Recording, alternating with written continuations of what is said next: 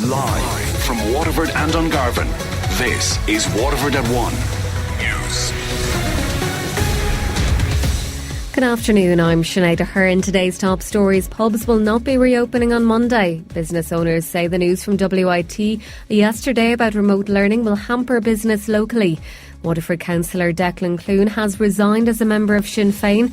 And in sport, the build-up is continuing to the JJ Kavanagh Waterford County Senior Hurling Final. Organising or attending a house party may be made an offence. The government will discuss the proposal at a cabinet meeting later, where the decision to further delay the reopening of pubs will be rubber-stamped. Casey O'Riordan reports. Publicans, no longer surprised by the reopening delays, feel the focus needs to be moved to house parties. Padraig Cribben is CEO of the Vintners Federation. What's fuelling the house parties? And what's fuelling the house parties is the cheap alcohol out of supermarkets. The government is looking at ways to tackle house parties, with the proposal on the table to make it an offence to organise or attend a gathering of more than 6 people.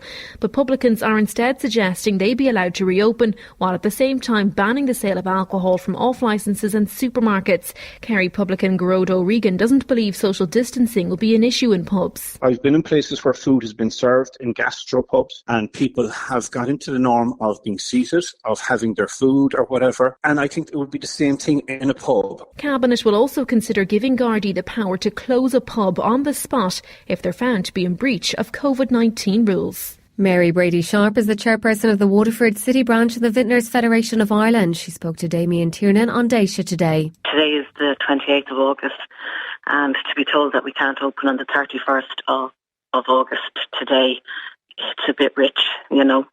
Not surprised, disappointed, frustrated, and I can't keep doing this 3-week thing of we'll see. Something has to change now, and I'm calling on government to support us as long as we need to stay closed.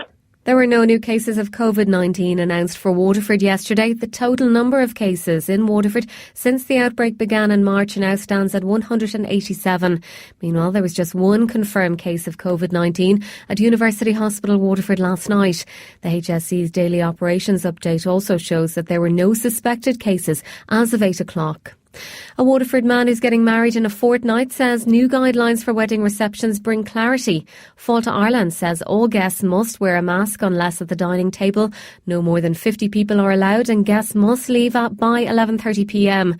DJ Walsh is a pharmacist at University Hospital Waterford. He says the hotel was trying to interpret some pretty vague guidelines from the government. Trying to figure out what applies to weddings and what doesn't, and it was quite tricky for them. So, in fairness to Fáilte Ireland, I think this is very welcome from the hotel's point of view, but also speaking as, you know, a member of a couple who is about to get married in a couple of weeks now.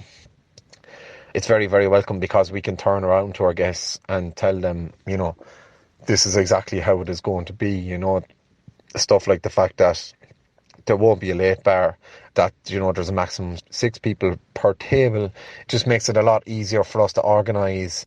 Business owners say changes to how lectures will be delivered at Waterford IT is a devastating blow. All lectures, tutorials and practical classes will be delivered remotely for the coming academic year. Neil Kelly's from the Causeway group of bars and clubs in Waterford City. This is a devastating blow for Waterford. People don't understand how much students spend midweek in Waterford. Restaurants, taxis, off licences, nightclubs, bars. People will come on and say, oh, well, they're not essential services, they're not this, that and the other. But we all have families to feed. We all have schools to send our kids to.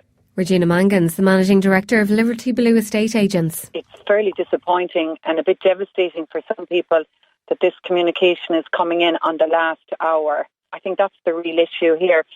What we're seeing at the moment, the early indications look like half of the students that we have booked may be returning.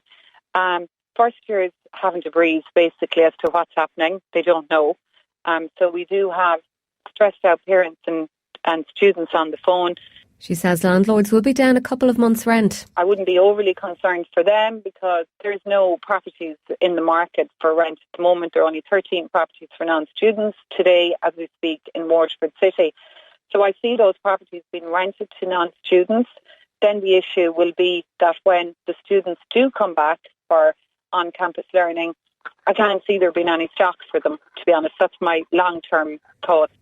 The government's promising its new wage subsidy scheme will save more jobs for longer. The subsidy, which has so far cost the state over €2.7 billion, will now be available until March 2021. Employers must re-register for the revamped supports, which replace the temporary wage subsidy scheme introduced due to COVID-19 in March. Income tax, USC and PRSI will be taken from source compared to the current scheme, which sees taxes collected at a later point. Finance Minister Paschal Donohoe says he had to act before the impact of Brexit. In advance of the consequences of Brexit becoming clear to us in November, December or January of next year. This is the kind of decision that would normally be taken on budget day, but my view was that if we had waited until the middle of October, the months of August and September and early October could even be more difficult than they are for many employees and companies at the moment. Waterford councillor Declan Clune has announced that he's left Sinn Féin after 18 years with the party. The Cumra district representative issued a statement saying he's made the difficult decision to resign as a member of Sinn Féin. He says he intends to remain on as independent councillor on the local authority for the remainder of this term. Councillor Clune was first elected in 2014. Gardaí in County Waterford are investigating after a man in his 40s was assaulted at a GAA club in Tramore yesterday evening. The alleged incident happened at around 7:20pm. A man in his 40s was arrested. He has since been released without charge and a file has been prepared for the Director of Public Prosecutions. The leaders of the three parties in government are meeting to discuss options for a replacement of Phil Hogan as EU Commissioner. Commission President Ursula von der Leyen will have the final say and what role they'll be given. Ben Finnegan looks at the possible choices. Since Phil Hogan tendered his resignation to Ursula von der Leyen, the person widely tipped to replace him is Foreign Affairs Minister Simon Coveney. However, some have said the government may not be willing to allow him go as it would trigger a by-election in Cork South Central and may disrupt the current majority. European Parliament Vice President Mairead McGuinness has been mentioned as a possibility, who has been vocal on Brexit over the last 4 years, as has Dublin MEP and former Justice Minister Frances Fitzgerald. The European Commission President has said she wants a man and a woman to be nominated and she would choose from one of them. The Taoiseach Leo Varadkar and Finance Minister Paschal Donohoe have ruled themselves out of being put forward for the job. A 14-year-old girl and a 68-year-old man are among 6 people killed in the US state of Louisiana during Hurricane Laura. All victims were killed by trees toppling on their homes. Officials say a full damage assessment could take days and there could be more victims after the heavy winds made it difficult to search for survivors. A Waterford choir will be performing a very special duet tonight. Mount Sion Choir will be joined on stage by Ronan Keating at the Concert for Cancer. He's the co-founder and patron of the Murray Keating Foundation. Tonight's event in aid of cancer support services in Ireland will be broadcast on Virgin Media 1 from 9pm. These students from Mount Sion took part in the cancer awareness programme run by the foundation. A nurse from the Murray Keating Foundation came into us and had a chat to us about all different types of cancer. The thing that stuck with me was the testicular cancer, more so how it affected young people. I think it can affect you from 15 to 34 especially, and that's just mad. Really was like an eye-opener on that day. We got told a lot more than we knew. A lot of valuable information was told that day just about what exactly smoking does to your lungs, instead of just gives you lung cancer. Sports News on WLR. With Virgin Media Waterford. Want super fast broadband today? Drop into Virgin Media George's Street and take it home with you. Easy as that. A very good afternoon from the Sports Desk. I'm Nigel Kelly. We will start with Gaelic games in the weekend's hurling. We're ahead of this Sunday's Senior Hurling County Final. Ballygunner manager Darragh O'Sullivan says that Passage have made improvements week on week. You see them week on week like this, they've been improving, you know what I mean? And listen, the last two results have been really, really good for them, you know what I mean? They would have been underdogs both days.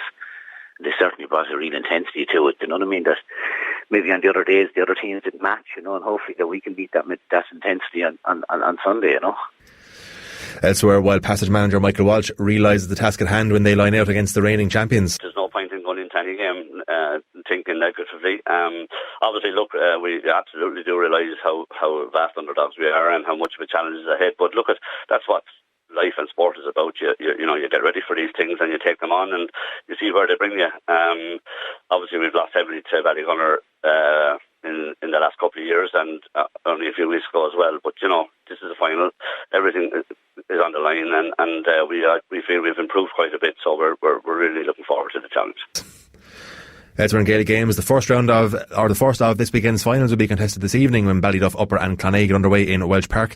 The Junior B final throws in at 7 o'clock to start off a busy weekend of club hurling finals.